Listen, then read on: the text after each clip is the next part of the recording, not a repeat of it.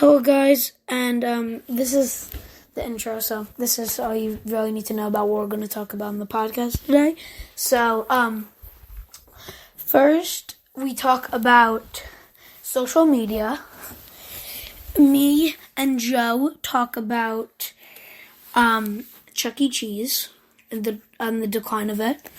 And I talk about the decline of Friendlies, and Joe talks about fast food in Russia and some TurboTax stuff like that. So, and also you have your IRL at the end, which is always on the podcast. So on to the podcast. Hey guys, welcome to the Thing Is Different podcast with Joe and John. And we have actually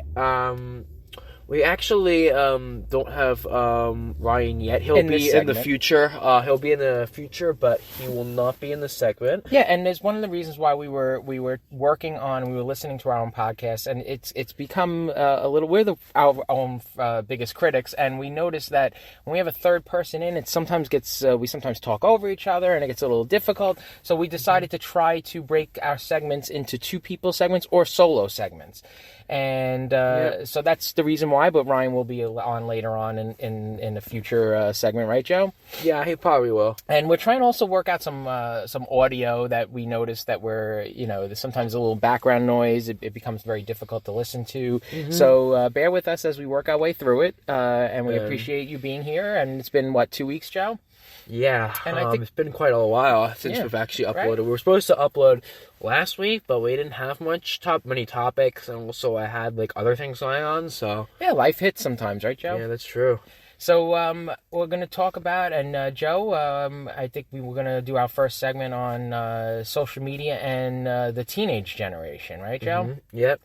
So, Joe, talk to me about, Joe's recently, his school actually did a long video on social media and teenagers. Joe didn't watch the whole thing, but he kind of knows a little bit about it. So, Joe, why don't you kick it off? I know quite a bit about this topic. I've actually kind of looked into it. I was actually considering doing it for my AP seminar project. I was considering doing that. I ultimately decided on a different topic, but I was definitely considering this. And because I think someone else actually took that before I could, so because everyone has to come up with a different topic. But anyways, I do know quite a lot. I know that teenagers really struggle with body issues because many teenagers think that their bodies are just, they just have they don't have the perfect body, and they have to look like the perfect star. When in reality, those models are all they all have makeup and stuff. All their pictures are all fake.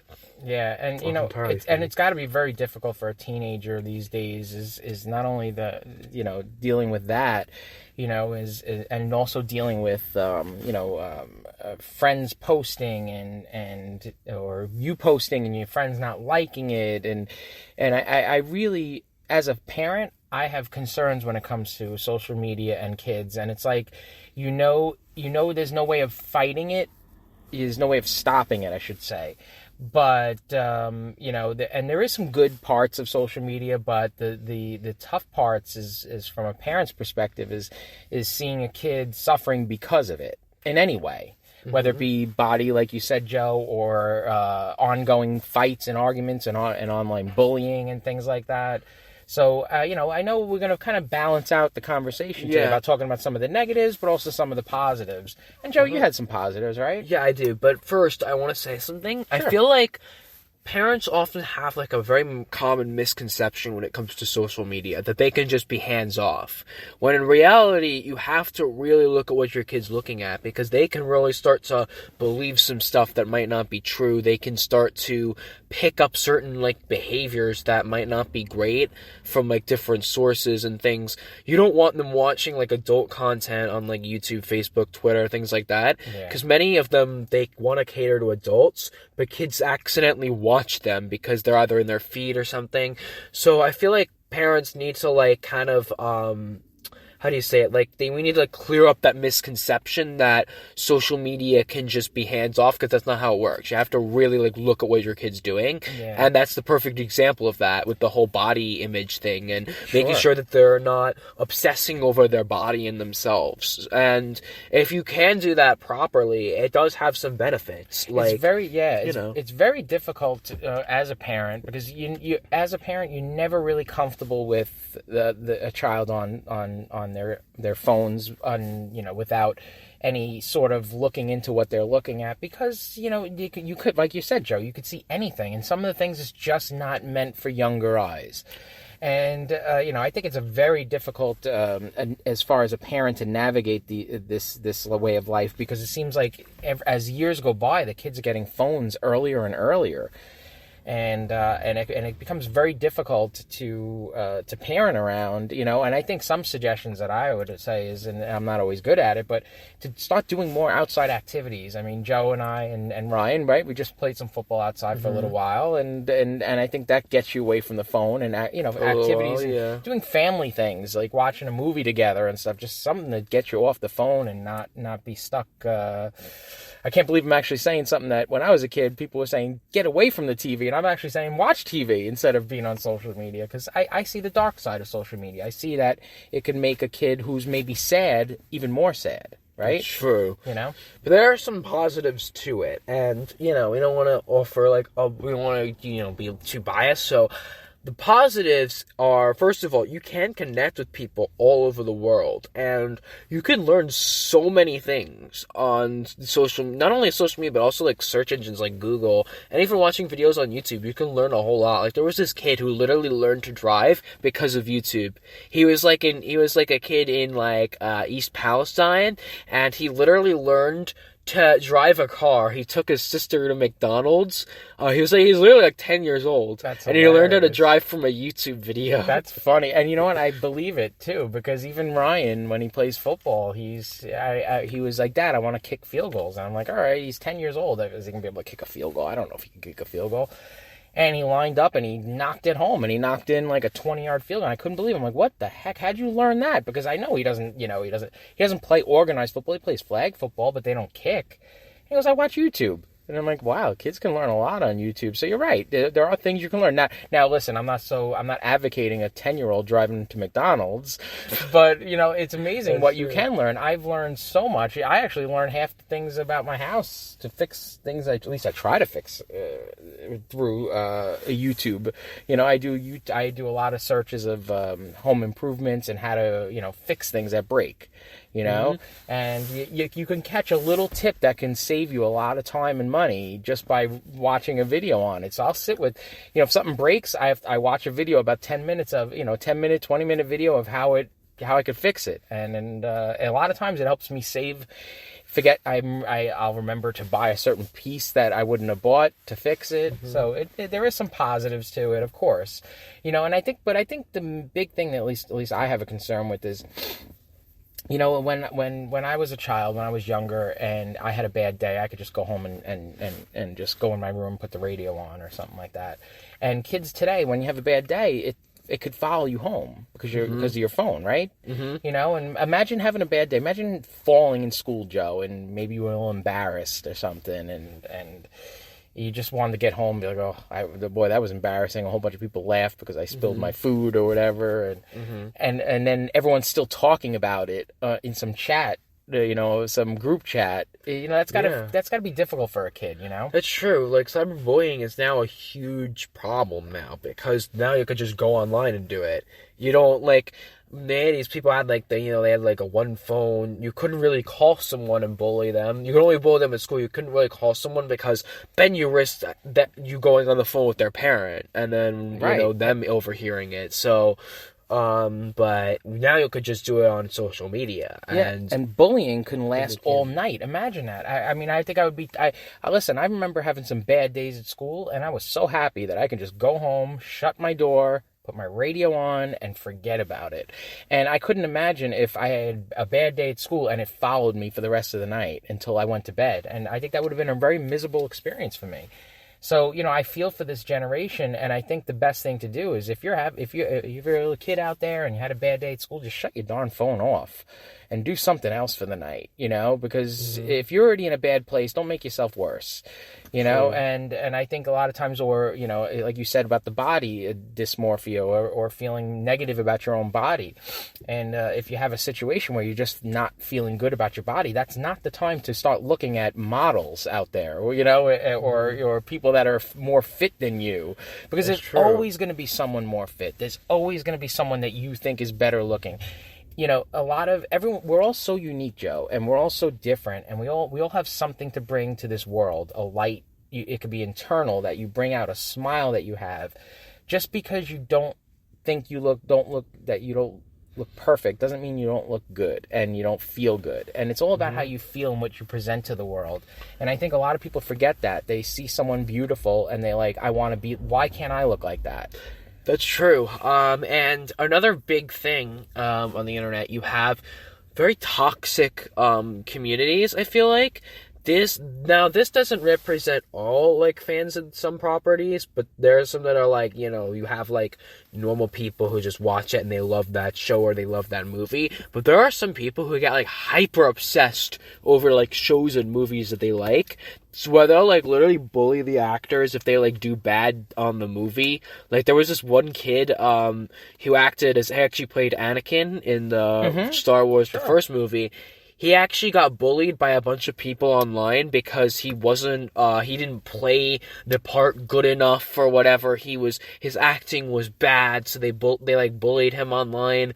The kids at school would bully him, and they had him working 60 interviews every day. What a shame. And now he has paranoid schizophrenia, and he's afraid of cameras and stuff. See, that's a sad thing. I mean, a child acting is very difficult. I mean, that's a whole other topic we could talk about for 20 minutes, right, Joe? Yeah. Whether to get your child, but it all kind of ties together, Joe. Interestingly, is that when a mind is growing, when a child is growing, that is not the time to throw too much at them. Whether it be social media, whether it be acting, it's a case for you got to let a kid be a kid. You got to let a kid not feel bad about themselves so early on in life, and I feel for that kid. I wish I wish I could turn the clock back and find those people and say, what are you kidding? Why would you do that to a child? Yeah, he's a child actor. You know what? And someone else wrote the script for him. It's not I didn't think he was that bad. I thought he was a good kid. In the movie. But yeah, you're right. Some people get obsessed and they want to hurt feelings. And I think a lot of the things about social media, especially strangers in social media, it's so easy to insult someone through a phone, right? That's true. But if you're standing next to someone, it's hard to insult someone. That's true. Because that's very, very true. And obviously, I'm not speaking in absolutes. I want to put a disclaimer out there because I know there's going to be some people think I'm speaking in absolutes of all Star Wars fans. I'm not.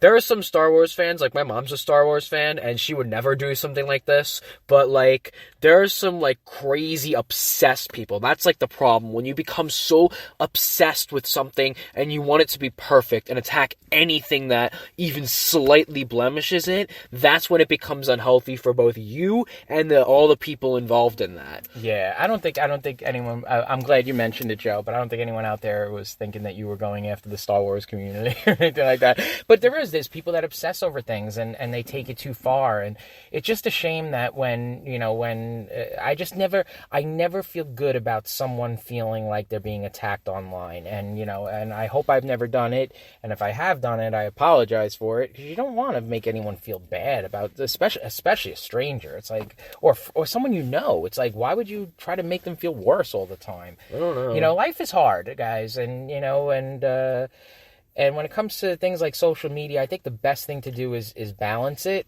And if you're having a bad day, just don't flip it on. Because it's going to make you feel. It's going to make you feel. If you're feeling worse, if you're feeling good, it may make you feel great.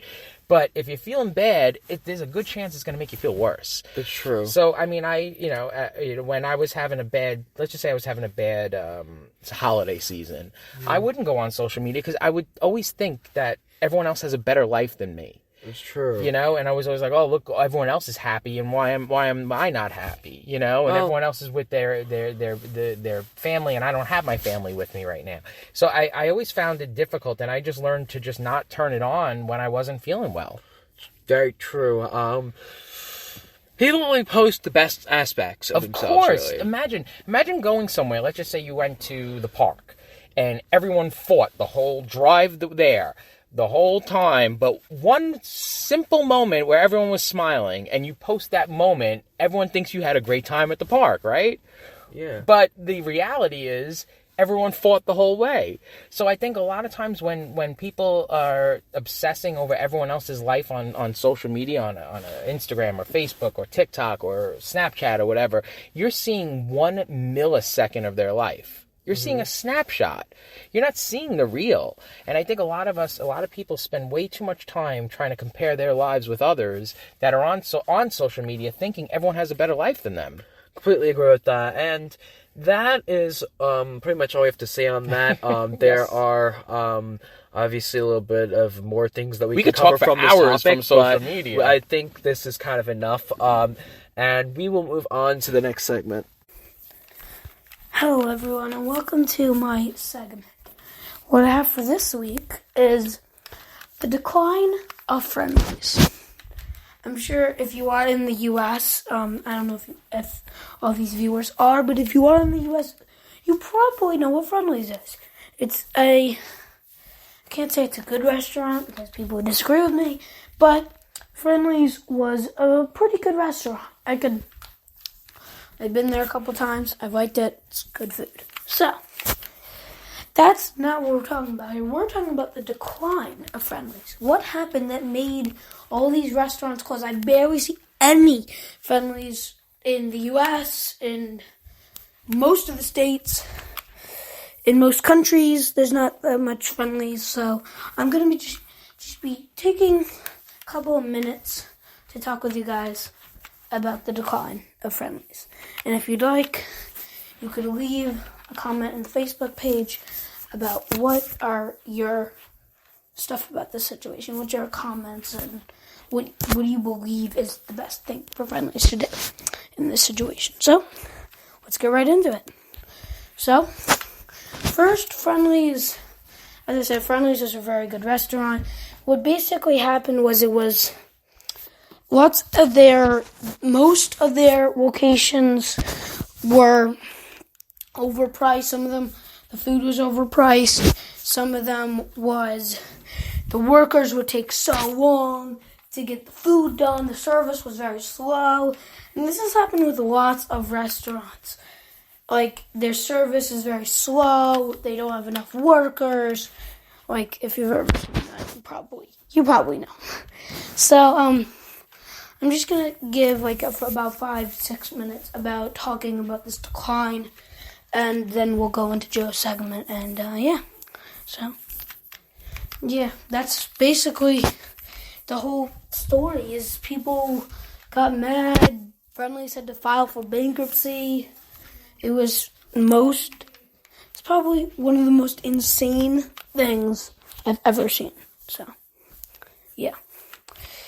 So, now I'm also going to talk about one more thing before we go into Joe's segment, which I don't really even know what it's going to be. I'm just recording this, so, yeah.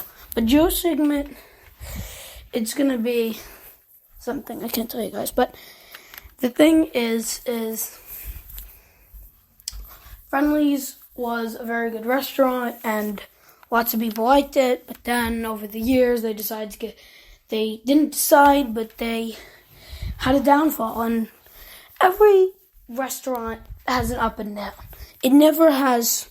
The only perfect restaurant I could think of that always gets the service quick, always gets the food right. That's this one restaurant. But, there's not that many restaurants that don't make mistakes and don't do something that most people think is bad and not a good decision. So, that is some stuff about the decline of Friendlies. And make sure to leave your thoughts on this in the Facebook and everything like that. This is really just, it's a bad situation. Very bad situation. So, that probably concludes my segment, Kind of Friendlies.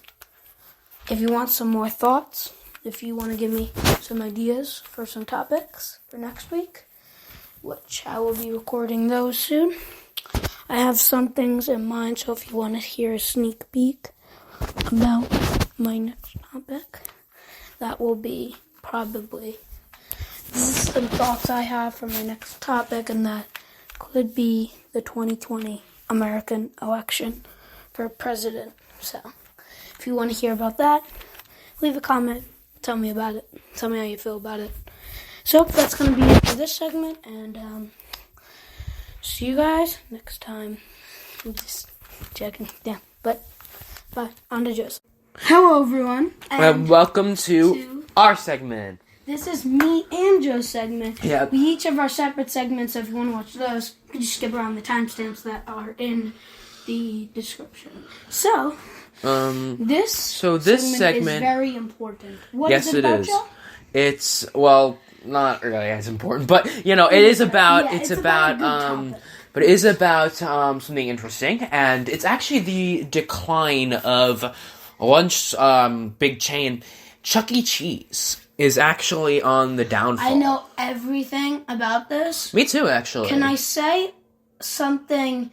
If you don't like this part, skip like 10, 15 seconds out, because it's a bad rumor. It ended up not being true, but it was a bad rumor that people were thinking that got them into bankruptcy. Well, this actually, theory is called the recycled pizza theory. Oh yeah, I've heard of that. It is so bad because obviously they didn't do this. This is just what people were thinking, because I remember that. the pizzas looked weird. They looked like mismatched. Yeah. But And then people thought... people thought that they were reusing pizzas, taking pizzas from other customers, putting them into a brand new pizza, and putting their leftovers. That rumor was not true because people found out that it was just the blade.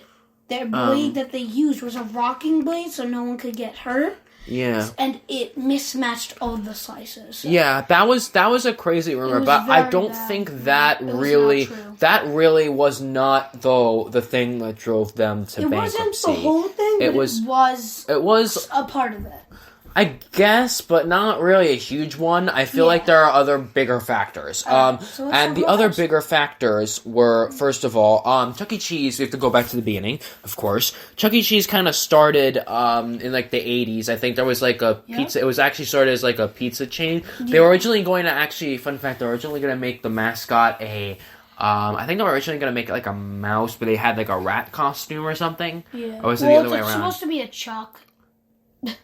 I don't know, but whatever. Point is, there was like there was a mix-up in the costumes, and they had to like deal with it, so they made it like Chuck E. Cheese, and it actually was driven. I think at one point, they actually merged with another competing chain that was actually started by one of their own franchisees. And that competing chain actually almost drove them down to, I think, bankruptcy. But then they bought Chuck E. Cheese and then changed all the locations into Chuck E. Cheese's. And Chuck E. Cheese was struggling quite a lot due to a multitude of factors, such as a lot of debt. They had trouble bringing in customers due to a lot of certain other factors and things. So, this is another thing about Chuck E. Cheese, was he had a very good fact there. They were so behind in debt. There was so much debt money from all these restaurants they were making and so much money they were spending. If Chuck E. Cheese just ended up being a pizza chain, they would be saving thousands and thousands of dollars in debt because they had to get all the kitchen stuff. They had to get all the games because now Chuck E. Cheese is like an arcade kind of thing, but like it's not really supposed to be that. Like it's not supposed to like be a kind of I know. be a kind of chain that is going to be falling so much in debt. That I kind of agree with, but there's also another big thing. Why kids weren't going was mainly due to the fact that kids were not having birthday parties at Chuck E. Cheese as much anymore. Chuck E. Cheese was the ideal place to have birthday parties back in the 80s and 90s. Yeah, literally. But if you see any of those old ads, you have birthday parties, come down, like... It was a big thing back then, Yeah.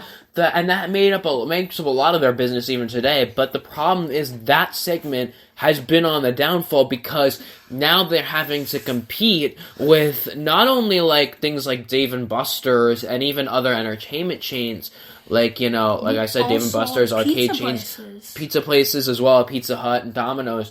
But also less likely candidates like Roblox even and games like that are available on your phone. So why would you go to Chuck E. Cheese for a birthday party for a lot more money? Yeah. Where you could literally play a game on a video game. Like, literally, if you've ever played Roblox or Minecraft or any of those kids that are watching this segment, you know that you could just buy a private server for like a couple of Robux, which is their currency on the game.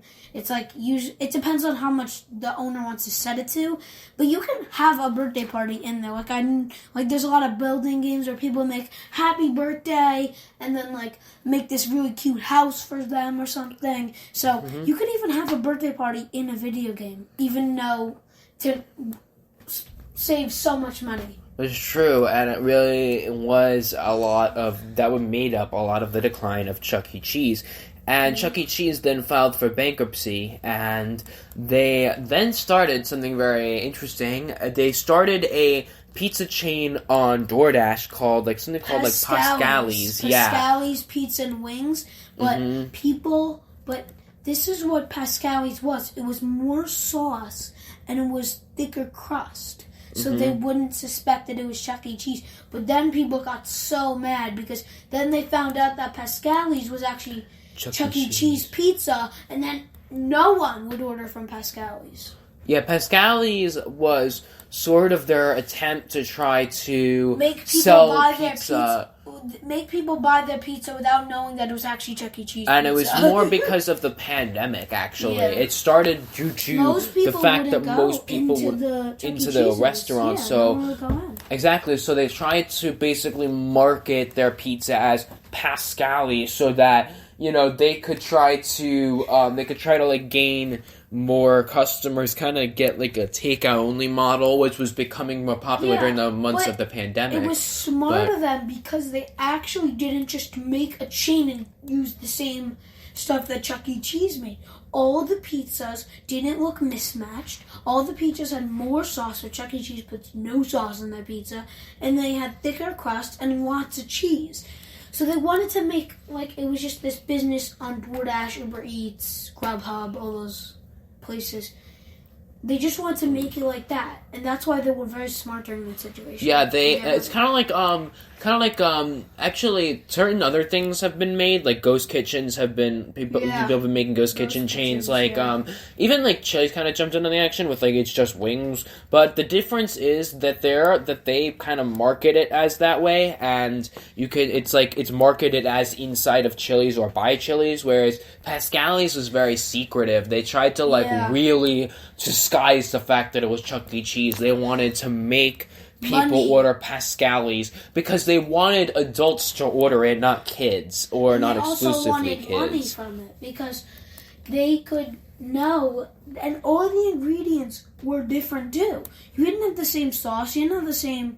Well, you did have the same cheese, because what cheese would you put on pizza? Oh, definitely you're gonna put cheddar cheese on pizza. No, you're gonna put mozzarella cheese, but their sauce was different, their dough was different, so no one would even think that would be Chuck E. Cheese. It was very smart. It's a pretty clever move until it got exposed. But anyway, that's going to wrap up this segment, and we'll see you on my segment.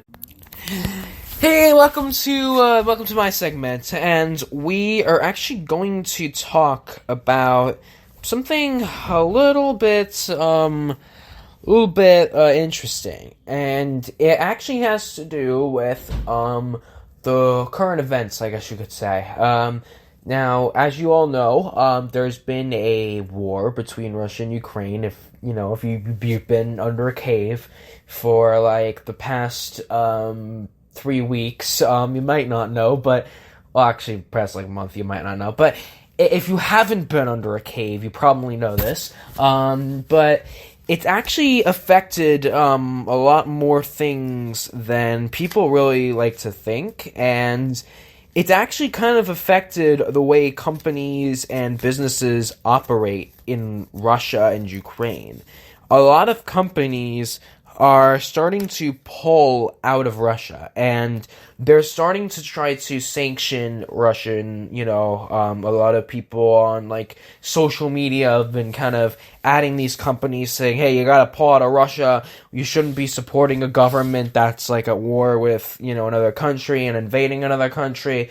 But I'm not really be talking about that too deeply. I'm actually going to be talking about something interesting that's kind of been going on with the restaurants that in Russia that have been attempting to close down. It has to do with fast food franchises. And their franchises in Russia are actually, a lot of the times, they're still open. So what's happening is all the corporations, the corporate-owned locations are pulling out. But the problem is their franchises are still remaining open. So, oddly enough, there are like a lot of locations that are now not relying on corporate support and are like thriving in Russia, but they're not connected to the corporation in any way. So when they try to like pull their businesses out, all those the Russian franchises refuse to actually close down their locations. So their locations are still open, the franchise ones. The corporate ones had all pulled out by the time of February, March. But like they didn't pull out those locations, and it was very interesting because now all these franchises are basically independent of the corporations in a way. So it's really kind of weird in a way because there's no corporate support or oversight for these franchise locations at all. So basically, except for like the equipment that they bought from like the corporations, they basically are now their own business. Like, that's basically what it is. And it's very interesting because now they have to, like, it's going to be very interesting how they keep up, like, with the quality of the food and things like that. And maybe even they'll, like, start to basically have an independent type of business in Russia, which I thought was extremely intriguing to me. And, like, what type of changes might be made to the menus of these fast food locations and things like that with the Russian pullout, because if they're functioning as independent businesses, or they're functioning like independent businesses, they can essentially put out whatever menu items they want. So it could lead to a lot more innovation for these chains and for these brands, and basically putting out menu items in Russia that people kind of enjoy and people, like and want to see. And so I felt that that was a pretty interesting topic. And another big thing that's kind of been going on has to kind of do, it just happened actually. The FTC has actually sued Intuit, and they are the main people behind TurboTax. And they've sued them, claiming that they're basically baiting and switching customers, and basically they're luring customers in thinking that they're going to get a free tax return and then charging them once they get to the site. So the FTC is basically filing this lawsuit against TurboTax, which I don't know if they've done that before or if they've, like, this is their first time doing it, but it's going to be pretty interesting to see where that goes, and how that kind of gets resolved could have big effects on the company, because they might be forced to, actually sell their products for free instead of charging you along the way, which I think is just kind of dumb. And then, that was a big hit. It actually just happened around 2 p.m. today. So I'm talking like really like breaking news at this point. It does say that they've also faced that they're facing litigation in California from LA and Santa Clara, and they filed suits saying that the company deceived taxpayers in certain ways. Intuit is trying to defend themselves in court, saying like, that they've already made the changes and that they are going to try to fight the lawsuit. So they've already made the changes that the FTC has requested. At least that's what they've said. So it's going to be interesting seeing where that goes, and hopefully at least consumers end up on the right side of that, the lawsuit. So. Anyways, that's just a couple topics that I wanted to talk about and I thought were pretty interesting, and we will see you on the IRL. Hey guys, welcome to the IRL segment, and and this is where we kind of just talk a little off the cuff and about how we're doing and what we're up to. And as you heard in the earlier segment when we introduced ourselves for this podcast, and some of the changes we're looking to make. And one of the changes we were looking to make is like we were saying is try to have 2 at a time and maybe solo segments and things like that, because we noticed when we had 3 it was getting a little difficult to try to balance each other out. And we're not professional broadcasters. Joe is closer than I am to being a professional, right, Joe? Since you're in a broadcast club, but we're learning. So we appreciate you guys bearing with us while we learn the podcast. We always appreciate everyone, right, Joe? Yeah. Do apologize for not posting. I feel like I wanted to post like last week, but I was so like busy thinking about like this one assignment, I forgot like completely about the podcast. Well, you know what, Joe? I'm not even kidding. Like it's I'm glad you mentioned that, because we all have lives, and you know what, and we hope that when you see this podcast pop up on your phone and you give it an opportunity to listen to it, and we all know that you're busy too, and we appreciate everyone who listens to us. And Joe has a life, I have a life, Ryan's got a life, so we're all trying to balance our best we can, and we just appreciate the opportunity that you guys give us by listening to it, and we'll keep putting out content. We're rolling into the spring, so we're going to have some spring content, right, Joe? Yeah, and hopefully we'll start posting more weekly once I have my stuff done, because I actually have a big essay that I have to write, and I've really been thinking hard about this essay,